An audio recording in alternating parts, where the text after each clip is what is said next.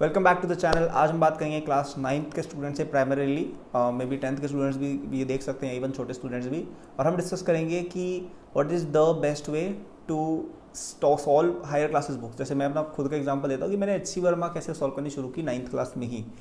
तो सबसे पहली चीज़ इसमें आपको ये समझनी होगी कि एक तो सबसे पहली चीज़ रिक्वायर्ड है वो है एक मेंटल एक जंप। ठीक है, कई लोग ना मुझे लगता है मेंटल वो जंप नहीं ले पाते हैं जो रिक्वायर्ड है एक अच्छी रैंक के लिए। मतलब एक अच्छी रैंक की बात नहीं, मतलब आपको अगर हायर क्लास का पढ़ना है तो उसके लिए क्या है, आपको एक मेंटल जंप चाहिए होती है कि भाई हम कुछ डिफरेंट कर रहे हैं। ठीक है, हम वो लीप ले रहे हैं, वो लीप ऑफ फेथ ले रहे हैं, खुद में सेल्फ बिलीफ है हमें कि हम आगे का पढ़ सकते हैं। कई लोग क्या है पहले से डर जाते हैं कि अच्छा आगे का कैसे पढ़ेंगे, हम तो 10th में।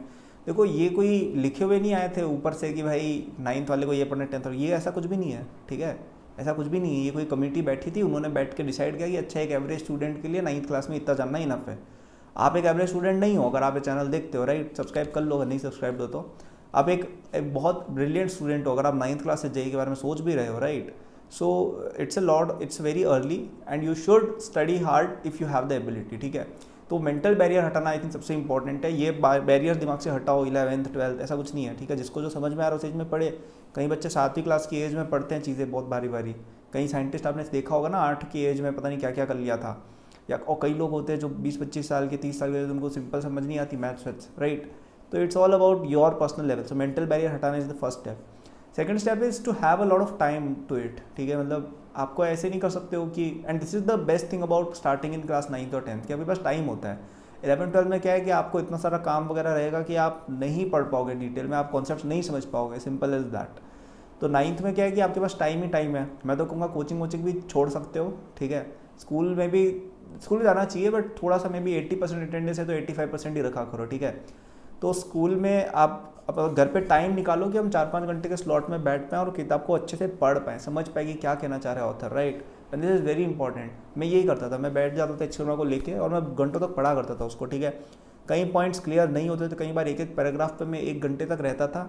ठीक है, और उसको समझने की कोशिश करता था। अब तो आपके पास बहुत सारे AI टूल्स और मतलब पता नहीं इंटरनेट पर क्या क्या आ गया है, फ़ोटो खींच के डालो फिर उसका पता नहीं सोल्यूशन ही आ जाता है, या नेट पे कई लोग एक्सप्लेन करते हैं।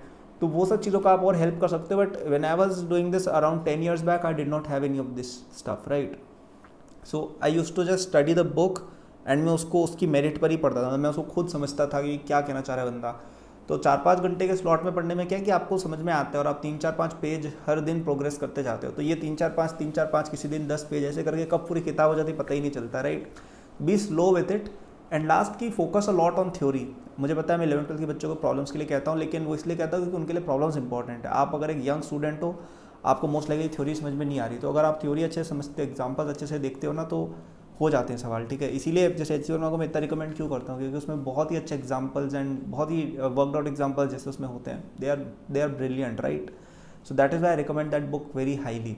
सो मैथ्स के लिए भी challenges and theories of pre college mathematics ने बता रखी है। इन बुक के नीचे डिस्क्रिप्शन में आपको लिंक मिल जाएंगे। ओके, तो those are are first 2 tips. First is कि वो मेंटल बैंडविड्थ हटाना है, दूसरा भी slow with it, and last कि आपको थ्योरी पर थोड़ा सा ज़्यादा टाइम देना रहेगा ज़्यादा। ठीक है, प्रॉब्लम्स भी ध्यान दो, ऐसी बात नहीं है प्रॉब्लम्स नहीं करनी है, problems you have to do because in the end exams में प्रॉब्लम्स ही आती हैं। लेकिन मैं नोटिस किया कई सारे यंगर स्टूडेंट्स क्या करते हैं कि उनको क्वेश्चंस समझ में ही नहीं आए, थ्योरी समझ में ही नहीं आया और वो क्वेश्चंस पर भाग गए।